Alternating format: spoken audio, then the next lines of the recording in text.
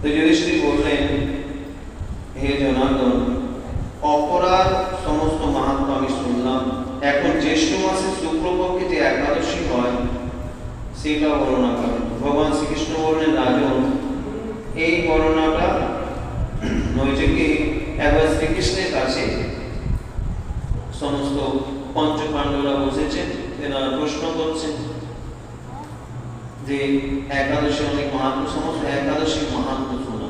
তখন শ্রীকৃষ্ণ সবাইকে বসিয়ে দিয়ে একাদশীর মাহাত্ম শোনাচ্ছে। দেখুন, সম্পূর্ণ মাহাত্ম শোনাতে শোনাতে এরপর যখন জ্যৈষ্ঠ মাসে একাদশীর কথা শুনলেন, জ্যৈষ্ঠ মাসে একাদশী যখন আসবে, জিজ্ঞাসা জ্যৈষ্ঠ মাসে কোন একাদশীটা বলে, তখন শ্রীকৃষ্ণ বললেন, এই মাহাত্মটা আমি বলবো না, এই মাহাত্মটা বেদব্যাসী বলবেন। আর বেদব্যাসী বলতে বললেন কেন? আমার শ্রীকৃষ্ণ বলতে পারতেন। আমার শ্রীকৃষ্ণ বলেন পঞ্চ পাণ্ডবদের মধ্যে ছোট, পঞ্চ পাণ্ডবদের ছোট, সবার মধ্যে বয়স তেনা ছোট। এখন তিনি যদি তেনাদেরকে বলেন কথা মানবেন, এই জন্য এখন ভীম ভগবান তো অন্তর্যামী, যে মাহাত্মটা চলছে এর মধ্যে কার প্রতি দাঁড় হবে, কাকে যে পড়াতে হবে, ভীমের প্রতি গুরুত্ব, ভীমকে ভালোভাবে বোঝানোর জন্য বেদব্যাসীকে বললেন।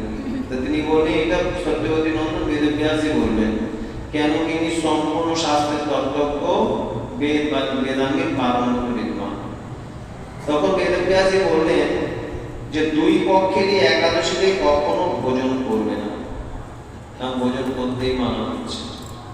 ভোজন করতে এখন বললেন না যে ফলাহার করবে বা জলাহার করবে, অন্নহার করবে না, ভোজনই করবে না, মানে কিছুই খাবে না, ভোজন করবে না।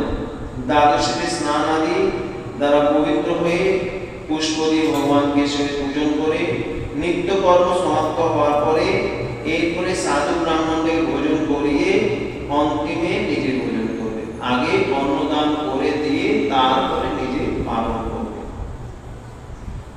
আর জন্ম শৌচ আর মরণ শৌচ এইগুলো কোনো কিছু মান্য নেই একাদশীতে, সেটা মান্য নেই। জন্ম শৌচ হোক, মরণ শৌচ হোক, তার মধ্যে একাদশী করা যায়। এমন নাই আমার মরণ শৌচ আছে, কেউ মারা গেছে, কেউ জন্মেছে, অশৌচ করতে পারবো না, তা না। সবসময় একাদশী কখনো নিষেধ নেই, সবসময় করতে পারবে। এই শুনে ভীমসেন বললেন যে পরম বুদ্ধিমান পিতামহ, আমার একটি উত্তম কথা শুনে।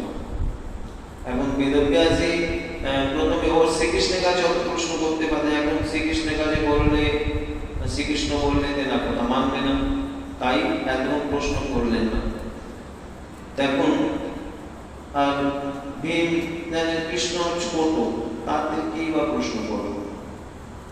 এখন বেদব্যাস যখন বলছেন, তিনি সবার গুরুজন, তেনার কাছে প্রশ্ন করলেন। আমার কথা উত্তম কথা শুনে যে মহারাজ, আমার রাজা যুধিষ্ঠির, মা কুন্তি, দ্রৌপদী, অর্জুন, নকুল, সহদেব, এনারা আপনি বলছেন দুই একাদশীতে ভোজন করবে না, আপনার কথাটা এনারা সবাই মানে, এনারা একাদশী 5 জনেই করে। কিন্তু এনারা আমাকেও বারংবার বলে, দেখো তুমিও একাদশীতে ভোজন করবে না, কিন্তু আমি এদেরকে বলে দিই, দেখো আমি ক্ষুধা সহ্য করতে পারি, সব পারি, ক্ষুধা সহ্য করতে পারি। এখন ভীমসেনকে বেদব্যাসী বললেন, দেখো তুমি যদি চাও যে তুমি ভগবত ধামে যাবে, দেহ ত্যাগের পরে তোমার যেন দুর্গতি না হয়, তুমি নিকৃষ্ট লোকে না যাও, ভগবানের ধামে যাও, তোমার স্বগতি হয়, আর নরকে যেতে না চাও, তাহলে দুই পক্ষেরই একাদশীতে ভোজন করবে না। কেন কি একাদশী যেনারা করে না আর যারা একাদশী করে, একাদশী যেনারা করে তাদের সমস্ত পাপ যারা একাদশী করে না তাদের গায়ে গেছে। সেই দিন সমস্ত পাপ অন্নের মধ্যে গিয়ে প্রতিষ্ঠিত হয়। আর সেই অন্ন যারা গ্রহণ করে তারা কখনো গোহত্যা করেনি, ব্রহ্মহত্যা করেনি, কোনো উল্টাসিধা আচরণ করে না, কিন্তু তারপরেও সেই সমস্ত পাপের ভাগই তাদেরকে হতে হবে যারা একাদশী দিন ভোজন করে। এই ভীম এই সমস্ত কথা শুনে ভীমসেন বললেন আমার দ্বারা ক্ষুধা সহ্য হয় না। এবং ভীমের সামান্য খোরাকও ছিল না, এমন সামান্য খোরাক করে সহ্য করতে পারে। ভীমসেনের এক নাম হলো বৃকোদর। তেনার আমাদের সবার ভেতরে অগ্নি আছে, অগ্নিতত্ত্ব সবার পেটের ভেতরে আছে। অগ্নি যদি না থাকে তাহলে আমাদের অন্নের পাচন হবে না, যা কিছু খাই কিছুই হজম হবে না। পেটের বাম দিকে আমাদের জঠরা নল থাকবে, জঠরাগ্নি নাম বলে জঠর অগ্নি। এই অগ্নি পেটের মধ্যে থাকে, আমরা যা কিছু করি সেই সমস্ত হজম করে দেয়, পাচন করে। পাচন করে মানে সেটাকে রান্না করে দেয়, পেটের মধ্যে লাগায়। যেরকম বাইরের সমস্ত শাক সবজি নামানীয় হয়ে গিয়ে আগুনের মধ্যে রান্না করে সেগুলো মজে গিয়ে অল্প হয়ে গিয়ে তার মধ্যে থেকে যেগুলো শাক আমরা পাই, সেই প্রকারই যা কিছু যাচ্ছে পেটের ভেতরে সেখানে অগ্নি পাচন করে, সেটাকে রান্না হয়ে গিয়ে তার থেকে রস রক্ত আদি রস বেরিয়ে তাতে রক্ত পূজা তৈরি হয়, জঠরাগ্নি আছে। কিন্তু ভীমসেনের পেটের মধ্যে বিশেষ অগ্নি আছে, বৃক নাম করবে। কেন কি ভীমসেনের শরীরে বল কম ছিল না, 10,000 হাতির বল। একটা হাতির মধ্যে কত শক্তি হয়? এখন একটা হাতি যদি কেউ পুষতে চায় ক্ষমতায় রাজা ছাড়া কেউ হাতি পোষা মুশকিল আছে, খেতে দিতে পারবে না। একটা গরু তো ভালো করে একটা দুটো পুষতে কষ্ট হয়ে যায়, হাতি পুষো কি? আর সেখানে 10,000 হাতি, যার মধ্যে 10,000 হাতির বল হবে, তার খোরাক তো সেরকম থাকবে। তা মহাভারতে পাওয়া যায় যে ভীমসেন 70 মণ অন্নে তেনার বাল্য সকালে নাস্তা, 70 মণ। 70 মণ মানে 2,800 কিলো, এতটা তেনার বাল্য মানে সকালে নাস্তা ব্রেকফাস্ট। আর শাস্ত্র অনুযায়ী বাল্যভোগ যা হবে তার থেকে 14 গুণ হবে রাজভোগ, আর তার থেকে অর্ধেক হবে রাত্রের ভোগ, রাত্রের আহার। এমন যার বাল্যভোগ 70 মনে তার কেমন ক্ষমতা আছে, কেমন আহার। আর এইরকম যদি না খেয়ে থাকে টিকবে কি? যখন পঞ্চপাণ্ডবরা তেনারা ছিলেন বনের মধ্যে, তো সেই সময় সেই লাক্ষাগৃহ যখন মারতে চেষ্টা করেছে, একবারে লাখে চুরি হয়, সেই লাখেরই ঘর বানিয়েছে, তার মধ্যে মোম লাখ কপুর দিয়ে ঘর বানিয়ে তার মধ্যে পাণ্ডবদের থাকতে দিয়েছে। সেই সময় সেখান থেকে যখন বেরিয়েছে, মহাভারতে বর্ণনা পাওয়া যায় ভীমসেন একাই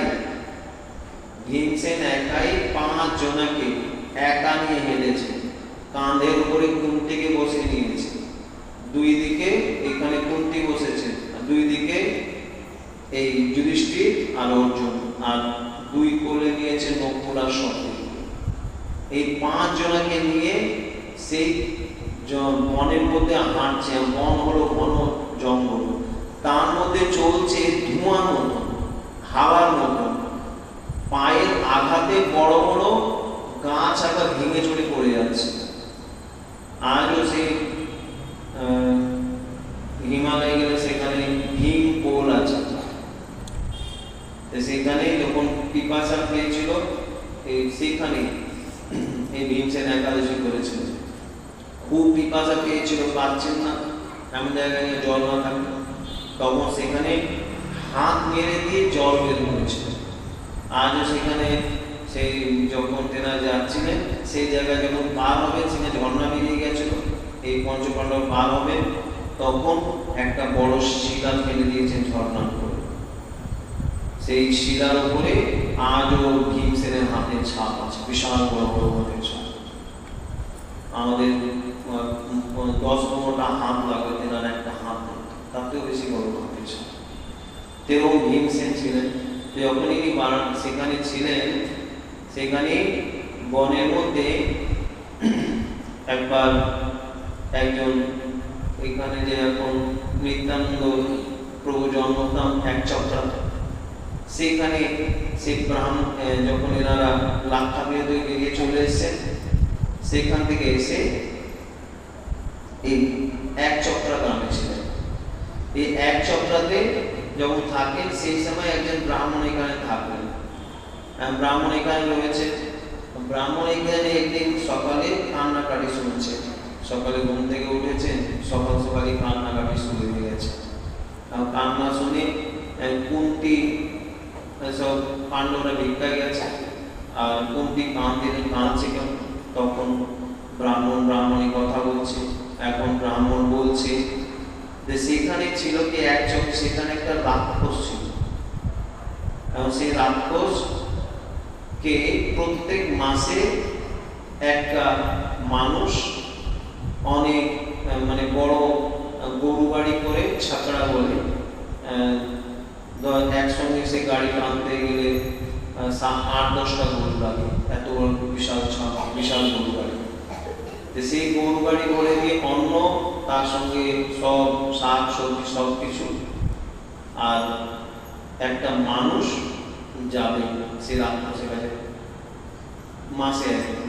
এবং সেই নগরের মধ্যে নিয়ম ছিল, রাক্ষস বলে দিয়েছিল, যদি মাসে এইভাবে লোক আমাকে যদি পাঠাও প্রত্যেক মাসে, তাহলে তোমাদের রাজ্যে কোনো অনিষ্ট করবো না। আর যদি যেই মাসে তোমাকে পাঠাবে না, সেই মাসে একবারে সমস্ত রাজ্য দর্শন করে দেবে সবাইকে। এই জন্য নিয়ম ছিল, প্রত্যেক মাসে এক এক পরিবার থেকে যায়, একটা মানুষ যায়। এখন এই পরিবারেও ব্রাহ্মণ এখানে এবারে পালা পড়েছে।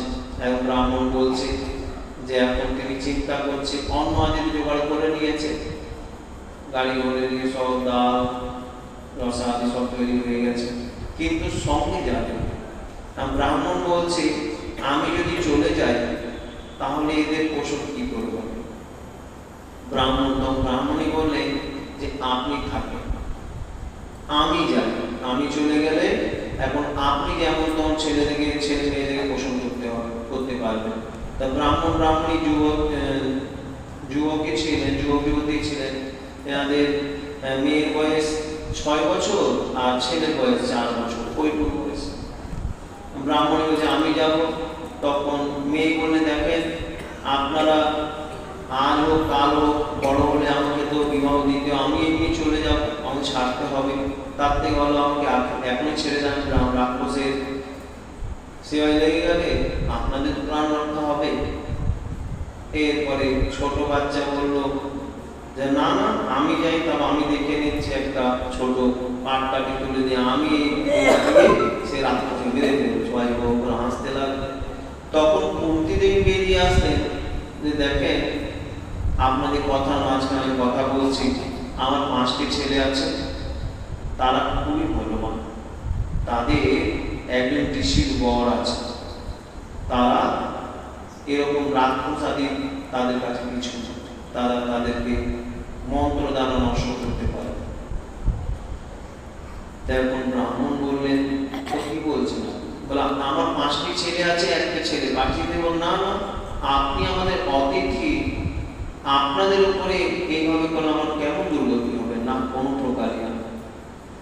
তখন কুন্তি দেবী বলছেন, আমাদের কথা আমার ছেলে কিন্তু সামান্য, তাকে পাঠালে তারা অবশ্যই সেই রাক্ষস নষ্ট করবে।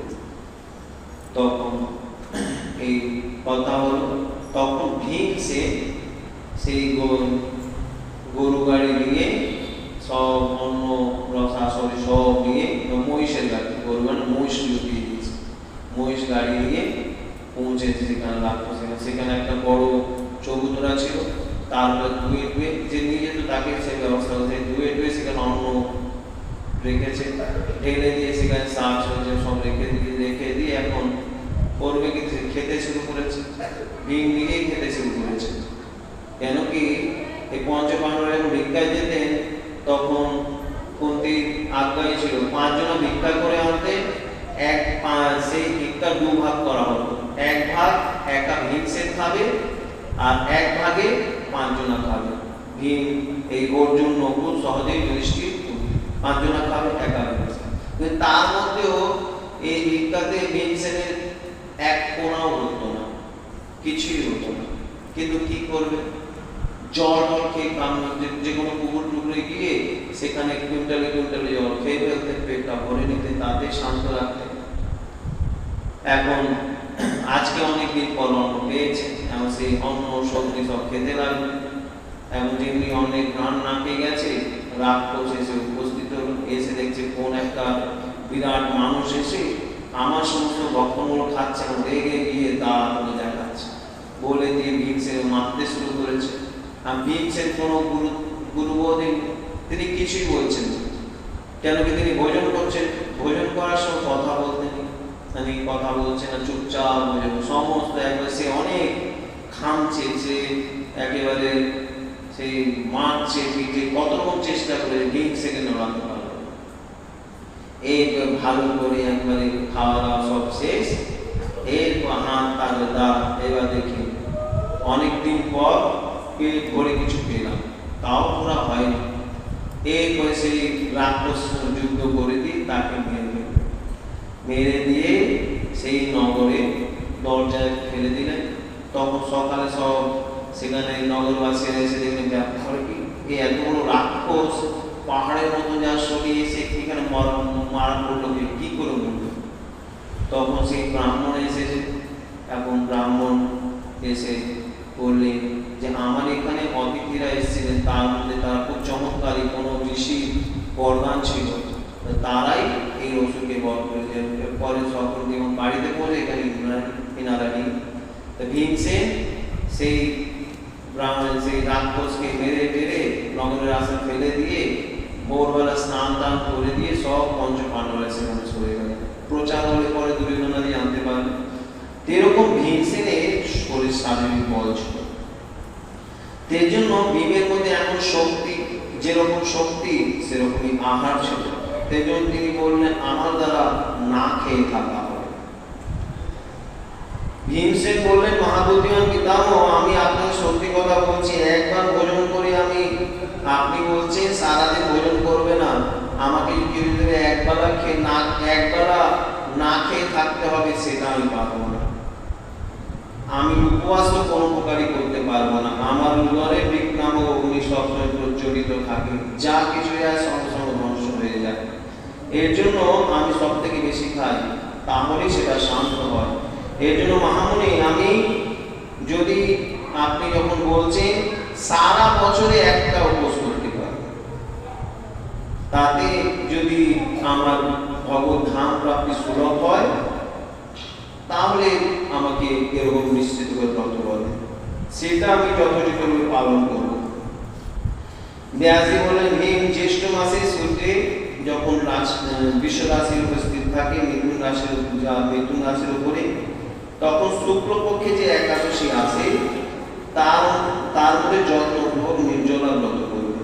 খালি কুলকুচি বা আচমন করার সময় মুখের মধ্যে যেটুকু জল যায়, কেন আচমন ছাড়া কখনই মুখ শুদ্ধি হয় না। আচমন কি, এখন আমরা তো যেমন তখন খেয়ে দিলাম, যে কাছে খেয়ে মুখ টুক ধোয়া নেই, আর যেমন তখন চলছে, তার জন্য কোনো মন্ত্রের ক্রিয়া হয় না, চলা সমস্ত সেরকম অনুভূতি আদি হয় না। এটি সতর শুদ্ধি, যে কোনো কিছু করার ভজনে বসছি, কোনো জপে বসছি, জপ করার আগে, ভজন করার আগে, ভজন বসার আগে আচমন করার নিয়ম আছে, ভজন করার আগে আচমনের নিয়ম আছে। কেশবায় নারায়ণ নাম, ঋষিকেশায় মঙ্গলাদি আচমন করতে হয়। 3 বার জল নিয়ে আচমন করে দিয়ে হাত ধুয়ে দিয়ে তারপরে শুদ্ধ হয়ে রাখতে হয়। তাহলে আচমনের সময় যেটুকু হাতের মধ্যে এইটুকু যেটুকু জল আছে 3 বার আচমন, এই বলে না যে আচমন যখন বলে দিনে 10 বার করতে থাকবে, যেটুকু দরকার। আর কুলকুচি করার সময় যেটুকু মুখে জল লাগে, এছাড়া কোনো প্রকার জল বিদ্বান পুরুষ মুখে দেবে না।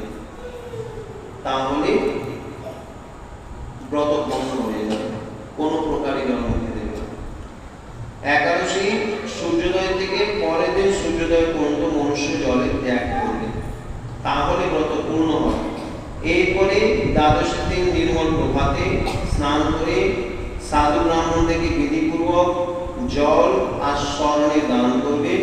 এই সমস্ত কার্য পুরো করে জিতেন্দ্রীয় পুরুষ সেই সাধু ব্রাহ্মণের সঙ্গে ভোজন করবে। বছরে যত একাদশী হয়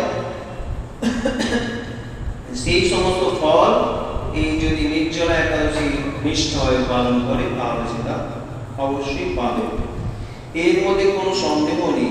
শঙ্খ চক্র গদা ধারণ করেন ভগবান কেশব আমাকে বলেছিলেন, যদি মনুষ্য সব কিছু ছেড়ে দিয়ে আমার স্মরণে চলে আসে, আমার ভগবানের স্মরণ দেওয়া মানে ভগবান ছাড়া আমার কেউ নেই, আর একাদশীতে নিরাহার যদি থাকে তাহলে সেই সমস্ত পাপ মুক্ত হয়ে যায়। একাদশী ব্রতধারী পুরুষের কাছে বিষাদায় বিকরাল আকৃতি কালো দণ্ডধারী, কালো রঙের দণ্ডধারী পাঁচধারী ভয়ঙ্কর যমদূত কাছে আসে না। অন্তিমকালে পীতাম্বরধারী সৌম্য স্বভাবধারী হাতে সুদর্শনধারী ভগবানের মতো বেগশালী বিষ্ণু দূতরা বৈষ্ণব পুরুষকে ভগবানের ধামে নিয়ে যায়। আজ বৃন্দাবনে রাধা গোবিন্দ ভজন তেনালি রাধা গোবিন্দ আসে নিয়ে যান। এই জন্য নির্জলা একাদশী পূর্ণ যত্ন করে উপবাস করবে। তুমিও সমস্ত পাপের জন্য, পাপের শান্তির জন্য যত্নে উপবাস করো আর শ্রী হরির পূজন করো। স্ত্রী হোক বা পুরুষ হোক, যদি সে একেবারে হিমালয় পর্বতের মতন, মেরু পর্বতের মতন যদি সামান্য পাপ যদি করে থাকে, একাদশীর প্রভাবে সমস্ত নষ্ট হয়ে যায়। যে মনুষ্য এই দিন জলের নিয়মটা পালন করে, সারাদিন এক ফোঁটাও জল নেয় না, সে পুণ্যের ভাগী হয়। সে এক এক প্রহরে কোটি কোটি স্বর্ণ মুদ্রা দান করলে যে ফল হয় সেই ফল লাভ করে। মনুষ্য নির্জলা একাদশীর দিন স্নান, দান, জপ, হোম যা কিছু দান করে সেই সমস্ত অক্ষয় হয়ে থাকে।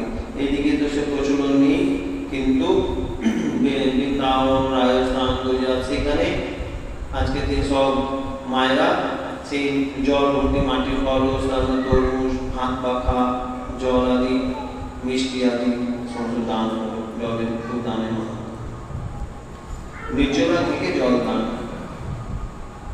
তো স্নান, দান, জপ, হোম আদি যা কিছু করে সমস্ত অক্ষয় হয়। এটা ভগবান শ্রীকৃষ্ণের কথা। নির্জলা একাদশী বিধিপূর্বক উত্তম রীতিতে উপবাস করলে মনুষ্য ভগবত ধাম প্রাপ্ত করে নেয়। যে মনুষ্য একাদশীর দিন অন্ন খায় সে পাপ ভোজন করে, পাপ খায়। কেন সমস্ত যারা একাদশী করে না তাদের, যে যারা একাদশী করে তাদের সমস্ত পাপ অন্নের মধ্যে চলে যায়, আর যারা একাদশী করে না তাদের গায়ে চলে যায়। যারা অন্ন খায় তাদের গায়ে চলে যায়। যে লোক, এই লোকে সে চন্ডালের মতন যে একাদশী দিন ভোজন করে মরার পরে দুর্গতি লাভ করে, দুর্গতি হয়। যে জ্যেষ্ঠ মাসের শুক্লপক্ষে একাদশীর দিন উপবাস করে দান আদি করবে তারা পরম পদ প্রাপ্তি হবে। যারা একাদশী উপবাস করেছে তারা ব্রহ্ম হত্যারা হোক, মদ্যপায়ী হোক, চোর হোক, গুরুদ্রোহী হোক, তারা সমস্ত পাপ মুক্ত হয়ে যায়। কিন্তু কথা একই, এরপরে যেন পাপ না করে। কুন্তিনন্দন নির্জলা একাদশী দিন শ্রদ্ধালী স্ত্রী পুরুষের জন্য যে বিশেষ দানের কর্তব্য বিহিত আছে শোনো। এই দিন জলে শয়ন করেন ভগবান বিষ্ণু পূজন করে জলময়ী ধেনু দান করবে, মানে জল ভর্তি মাটি কলসে দান করবে। আর জলময়ী ধেনু বা ঘি ভরে দিয়ে ঘোড়া দান করবে বা দুগ্ধ ভরে দান করবে। পর্যাপ্ত দক্ষিণা নানান রকম মিষ্টান্ন দ্বারা, মিষ্টি আদি দ্বারা ব্রাহ্মণকে সন্তুষ্ট করবে। এরকম করলে সাধু ব্রাহ্মণরা অবশ্যই সন্তুষ্ট হন। তেনারা সন্তুষ্ট হলে হরি মুক্তি প্রদান করেন। যেনারা সম দম দানে প্রবৃত্ত হয়ে শ্রী হরির পূজন করে রাত্রিতে জাগরণ করে নির্জলা একাদশী ব্রত করেছেন, তারা নিজের পূর্বে কেটে যাওয়া শত পুরুষ আর আসবে সামনে, সেই শত পুরুষদেরকে ভগবানের ধামে পৌঁছে দেয়। নির্জলা একাদশীর দিন বস্ত্র, গাভী, জল সজ্জা, সুন্দর আসন, কমণ্ডলু, ছাতা আদি দান করবে। যে শ্রেষ্ঠ আর সুপাত্র ব্রাহ্মণ থেকে জুতা দান করে সে স্বর্ণ বিমানে বসে দিয়ে স্বর্গলোকে প্রতিষ্ঠিত হয়। যে একাদশী মাহাত্ম ভক্তিপূর্বক শোনে আর ভক্তিপূর্বক বর্ণনা করে, দুজনেই ভগবানের ধামে যায়। চতুর্দশী যুক্ত অমাবস্যার দিন সূর্য গ্রহণের সময় শ্রাদ্ধ করলে মনুষ্য যে ফল প্রাপ্তি হয়, সেটাই এই মাহাত্ম্য শুনলে পায়। প্রথমে দণ্ড ধারণ করে নিয়ম নেবে, একাদশী দিন ভোরবেলা দাঁত মেজে নেবে, পরের দিন পারণের পরে দাঁত, পারণে আগে দাঁত মাজবে না। কেন কি দাঁত মাজতে গেলে তার রক্তপাত আদি বলে, আর নিয়ম হলো সূর্য ওঠার আগে দণ্ড ধারণ আদি করে নেবে। এই ভগবান কেশে প্রসন্নতার জন্য একাদশী দিন নিরাহার থেকে আচমনে ছাড়া দ্বিতীয় কোনো জল মুখে দেব না, ত্যাগ করব। দ্বাদশী দিন ভগবান শ্রীকৃষ্ণের পূজন করে গন্ধ ধূপ পুষ্প সুন্দর বস্ত্র বিধিপূর্বক পূজন করে জলের ভরা সংকল্প করে নিম্নাঙ্কিত মন্ত্র উচ্চারণ করবে। দেব দেব ঋষিকেশ সহস্রনারায়ণ তারক উদকুম্ভ প্রদানেন নয়মাম পরমাং গতি। সংসার সাগর ধারণ করে দেব দেব ঋষিকেশ, এই জলের ভরা দান করলে আপনি আমাকে ভগবানের ধাম প্রাপ্তি করান। ভীমসেন জ্যৈষ্ঠ মাসে শুক্লপক্ষে যে শুভ একাদশী হয়, সেই দিন নির্জল ব্রত করা উচিত। আর এই দিন সাধু ব্রাহ্মণদেরকে মিষ্টি দিয়ে জলের ভরা দান করা উচিত। এই করলে মনুষ্য ভগবানের কাছে পৌঁছে গিয়ে আনন্দ অনুভব করে। এরপরে দ্বাদশী দিন সাধু ব্রাহ্মণদের ভোজন করিয়ে দিয়ে নিজে ভোজন করবে। যে এই প্রকার পূর্ণরূপে পাপ নাশিনী এই নিজেরা একাদশী ব্রত করে, সে সমস্ত পাপ মুক্ত হয়ে ভগবানের ধাম প্রাপ্তি হয়। এই শুনে ভীমসেন সেদিন থেকে শুভ একাদশী ব্রত আরম্ভ করলেন। সেদিন থেকে এই একাদশীর নাম হলো পাণ্ডবা একাদশী। নির্জলা একাদশী আর পাণ্ডবা একাদশী। হলো একাদশী মহারানী।